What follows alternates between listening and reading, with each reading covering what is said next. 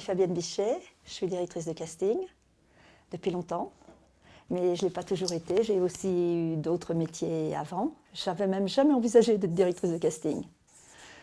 J'ai travaillé dans un hôpital avant. J'ai travaillé aux soins palliatifs et j'ai toujours voulu être infirmière. J'ai grandi avec l'idée d'être infirmière. J'étais très bien quand je travaillais à l'hôpital. Les malades m'aimaient beaucoup, je leur rendais bien. Et si je n'avais pas été renvoyée de l'hôpital, je serais toujours dans un hôpital. Mais quand je travaillais là-bas, j'ai vu un jour un tournage au château de Fontainebleau. Et je me suis dit, tiens, il y a des vies amusantes, il y a des vies plus légères que d'autres, mais je ne savais pas que ça me rattraperait un jour. Et puis, donc après l'hôpital, j'ai une amie qui m'a dit, viens faire l'hôtesse à Paris. J'ai fait 3 fois l'hôtesse. Le responsable des hôtesses m'a dit, toi, tu vas pas faire l'hôtesse, tu vas t'occuper de trouver les hôtesses. C'était déjà un petit chemin vers ce que je suis aujourd'hui. J'ai travaillé pour la famille Beltoise. Donc j'ai fait toutes les courses automobiles, toutes les courses de Formule 1 où j'amenais les hôtesses. Après, j'ai travaillé sur les courses de offshore avec Didier Pironi, où j'amenais toujours les hôtesses aussi. Et un jour, je me suis dit que toutes les jolies robes, toutes les jeunes filles que j'avais vues dans les jolies robes sur ce décor de film, les hôtesses que je faisais travailler pouvaient aussi faire ça. Et j'ai commencé à faire le porte-à-porte des productions. Enfin, je suis allée à un kiosque à journaux, on m'a informé de l'existence du film français, et j'ai fait le porte-à-porte des productions en disant, voilà, j'ai un fichier d'hôtesse, est-ce que je vous intéresse? La première production m'a dit, pas du tout, nous on cherche des enfants. J'ai rangé mon fichier d'hôtesse, j'ai fait les sorties d'école, je parlais aux mamans, j'embarquais leurs enfants, je les présentais à la production, ça allait pas, je les ramenais chez eux. J'ai commencé comme ça. Après, il y a eu un autre film où pareil, mon fichier d'hôtesse, ça ne les intéressait pas du tout. Eux, ils cherchaient 20 vieilles femmes pour tourner nues dans un hammam. C'était le film de Charlotte Dubreuil, Ma chérie. Et quand vous croyez que... quand vous ne connaissez pas les choses, quand vous croyez que tout est possible, tout devient possible. Donc, je suis allée à la Coupole parce que je savais qu'il y avait des femmes riches, désœuvrées, qui devaient sûrement fréquenter les hammams, qui dansaient dans les bals de l'après-midi à la Coupole. Donc, je suis allée danser avec les mamies à la Coupole et j'ai trouvé mes 20 vieilles dames pour ce décor. Payées pas grand-chose en plus.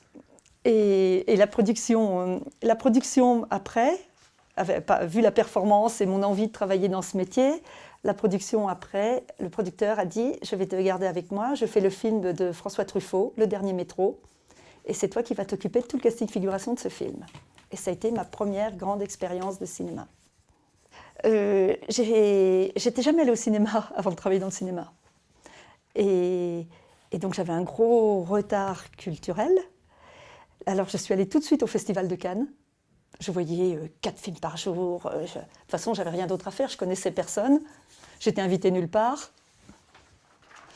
Et c'était dans les années 80. C'était au début des années 80. Et je me suis rendu compte que le monde ne s'arrêtait pas à la France, que j'allais apprendre beaucoup à travers le cinéma. Ça a fait mon bonheur, ça a fait la richesse de ma vie. Et j'ai plus jamais lâché le cinéma. Pendant 10 ans, j'ai fait du casting figuration. J'ai fait des très gros films. Je travaillais avec Polanski, Mauro Bolognini, enfin, tous les plus gros films qui venaient à Paris. Je me souviens avec Diane Curis, j'ai fait un camp de concentration à Perpignan avec 500 femmes dans un camp. Je me rappelle d'expériences très amusantes aussi à Compiègne. Évidemment, comme j'ai appris à travailler toute seule, j'ai appris l'organisation toute seule aussi. Et quand j'étais plus jeune, mais heureusement j'étais plus jeune, je travaillais 15 heures par jour pour compenser le fait que j'avais une organisation qui était un peu limite. J'étais intimidée par les réalisateurs, donc je les approchais pas trop. Je les observais, je les regardais travailler, mais je me laissais impressionner et je me sentais infiniment petite. J'ai toujours eu des rapports très faciles avec les gens. Ça n'a jamais été un problème pour moi d'arriver dans une ville et 3 jours après, d'avoir 500 personnes derrière moi. C'est peut-être inhérent à mon expérience de vie à l'hôpital, à mon parcours personnel, enfin je ne sais pas, mais c'est facile pour moi. Ça, c'est facile. Qu'est-ce qu'est-ce que je pourrais vous dire? Un mauvais souvenir. Alors c'est à la fois un bon souvenir et un mauvais souvenir. Quand j'ai travaillé sur le film, c'était quoi ce film d'ailleurs? C'était un film américain, Le champ de course de Compiègne. J'avais 1000 figurants, il fallait remplir le champ de course. Et j'avais pas vu le décor avant, donc j'avais pas envisagé que tous les figurants pouvaient arriver par des portes différentes. Et j'avais des figurants pour le coiffure-maquillage qui arrivaient à 5 heures, d'autres à 6 heures, d'autres à 7 heures. Et en arrivant sur place, les gens arrivaient par toutes les portes, ils allaient directement aux coiffures, au maquillage. Je ne savais pas si j'en avais 500, 300. Au moment de distribuer les salaires, c'était affreux. J'étais brouillon. C'était un film américain, je ne parlais pas anglais. Je me faisais engueuler.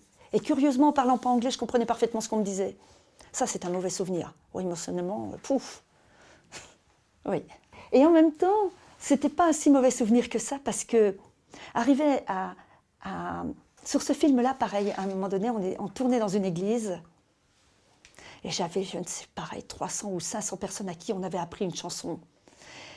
Et quand vous voyez tous ces gens chanter dans l'église que vous ne connaissiez pas avant, et que tous ces gens chantent ensemble, et c'est une émotion d'une force.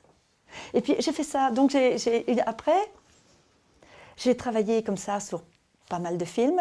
Et puis j'ai travaillé sur le film Pentimento. C'était mon dernier casting figuration. Là, j'ai rencontré Antoine Decaune. Il m'a dit, on est une petite chaîne de télé, on démarre, est-ce que tu veux venir avec nous? C'était Canal+. Ça m'a permis de faire la bascule et de passer aux acteurs. Ça faisait déjà 10 ans que j'allais au cinéma, 10 ans que je regardais les acteurs travailler, 10 ans que j'allais au théâtre. Donc j'avais commencé à... Et parce qu'il a fallu ce temps-là pour que j'aie un petit peu de confiance en moi sur ma capacité à proposer des acteurs pour assumer des rôles. C'était le temps nécessaire. Pour avoir suffisamment de liens avec les acteurs, pour pouvoir appeler un acteur et lui dire j'ai un scénario, c'est pour toi, il faut que tu le lises. Et le plus vite possible, et voilà, je travaille avec tel réalisateur, et lui parler un peu de la personnalité du réalisateur.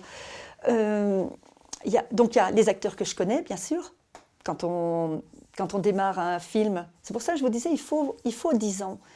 Parce que quand on démarre un film, il faut monter financièrement le film. Donc je travaille d'abord avec un producteur. Et la difficulté, c'est que les acteurs qui font le marché aujourd'hui, tout le monde les veut, donc eux reçoivent 60 scénarios par mois et il faut qu'ils lisent le vôtre suffisamment vite et que de préférence ils choisissent le vôtre. Donc il faut essayer d'être bon à l'argumentation, il faut avoir développé du temps avec les acteurs pour avoir leur confiance, leur amitié. Voilà, ça c'est pour les acteurs principaux, où là le réseau est très important. Côté réalisateur aussi, je suis allée pas mal dans les festivals, pour rencontrer des réalisateurs, pour me faire connaître aussi. Alors il y a des acteurs, il y a des acteurs qui sont plus courtisés que d'autres, plus méfiants que d'autres, ou qui ne sont pas sécures. Un exemple, le dernier. J'ai travaillé sur L'Escalier de fer pour France 3, réalisé par Denis Malval. C'était un Simenon. Grâce au festival de Valois, au festival de Patrick Georges, j'avais eu l'occasion de rencontrer Laurent Gérard, de dîner avec Laurent Gérard plusieurs fois, donc d'échanger pas mal. Donc j'ai vu ses spectacles, donc je le connaissais de l'intérieur, pas seulement à travers ses spectacles et l'image extérieure, mais tous ces moments de détente passés ensemble m'ont permis de sentir que c'était un acteur possible et qui serait parfait dans ce rôle-là. Mais ça ne suffit pas que l'acteur soit parfait dans ce rôle-là. Laurent Gérard pouvait être parfait dans ce rôle-là parce que c'était Denis Malval comme réalisateur, qui est un réalisateur très précis, très exigeant, qui est très calme, très rassurant. Et pour quelqu'un comme Laurent Gérard qui se mettait en danger sur une expérience qu'il n'avait jamais faite, c'est cette adéquation-là qui était nécessaire pour que ça marche. Et après, une fois qu'il a dit « oui, je ne sais pas, peut-être », puis oui, puis on verra, puis non. Il faut arriver, pendant les 2 mois qui précèdent le tournage, à ce qu'il ne lâche pas l'affaire. Et là, il faut être bon à l'argumentation. Par exemple, un jour, il m'appelle et me dit « je ne suis pas du tout légitime, il y a plein d'acteurs qui seront mieux que moi, je ne suis pas légitime ». Et moi, je lui ai dit, mais attends, moi je vais te faire la liste des acteurs qui ne sont pas légitimes. Je t'assure, elle est longue. Une autre fois, il m'appelle, il me dit, je suis très fatiguée, je suis sur la fin de ma tournée, je change de ville tous les 2 jours, je suis épuisée, je ne peux pas faire ton film. Moi, formidable, ça sert le personnage, ton personnage est malade, je te rappelle, c'est très bien que tu sois fatiguée. On était à 15 jours du tournage ou 3 semaines de tournage. Il me dit, mais tu ne veux pas m'entendre, mais je suis vraiment fatiguée. Et moi, je lui ai dit, mais de quoi tu te plains? Les 3 premiers jours, t'es couché. C'était l'escalier de fer, il est toujours dans son lit, dans la chambre, au-dessus, avec sa femme qui l'empoisonne. Donc moi, ça m'arrangeait qu'il soit fatigué, qu'il soit épuisé. J'ai réussi à avoir confiance en lui pour lui, à lui rappeler que, voilà, quand l'acteur n'a pas confiance, il faut que vous ayez 2 fois plus confiance.